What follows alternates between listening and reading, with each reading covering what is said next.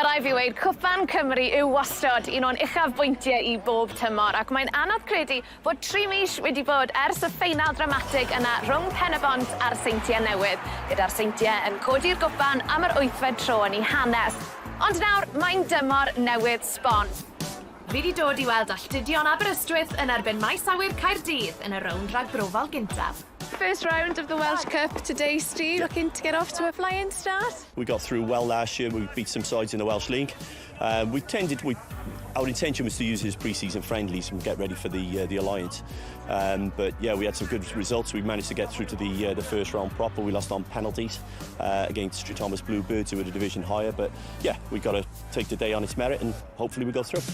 Gweithio ni am glwb Alltudion Aberystwyth, beth yw'r hanes? So, dechreuodd y clwb tua 9 mlynedd yn ôl, mas o tîm 7 bob ochr o cyn-myfyrwyr o Brifysgol Aberystwyth. Ers hynny, mae'r clwb wedi ehangu mewn i 11 bob ochr, a nawr ni'n rhoi 2 tîm mas yn cynghrair combination Caerdydd am y clwb iechyd meddyliol dyn ni sy'n newydd eich lan hefyd. This is kind of the giant killing day. There'll be ones who be trying to giant kill us, I guess, but yeah, we've got to do our job and just go through. Simple as that. Dyma'r pellach ni'n mynd sy'n hyn.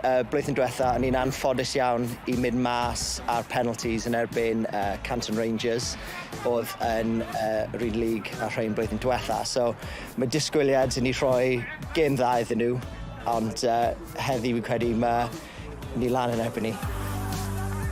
Wedi'r gic gyntaf yn y brif ddinas, nath I ddim cymryd sbel i'r goliau ddechrau hedfan mewn I Maes Awyr Caerdydd, gyda Sunny Lambert yn sgorio 2 gol o fewn y 6 munud agoriadol.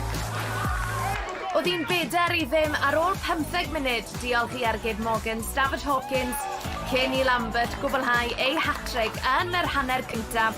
Oedd hi'n 6 I ddim I Maes Awyr Caerdydd ar yr egwyl. Ath pethau o ddrwg I wath I Alltudion Aberystwyth yn yr ail hanner.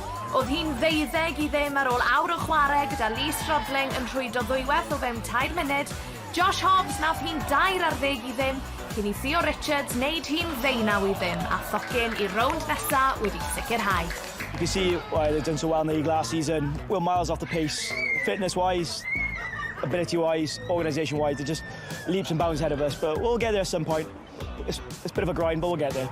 Steve, you said you were going to use this as a bit of a pre-season training session. 18 goals, that's not bad, is it? It's pretty good, yeah. It's exactly what we wanted to do. As I said, we wanted to just get the ball down, play some football, but most importantly, keep it going for 90 minutes, because in a game like that, it is easy to switch off, but I made sure the players kept going.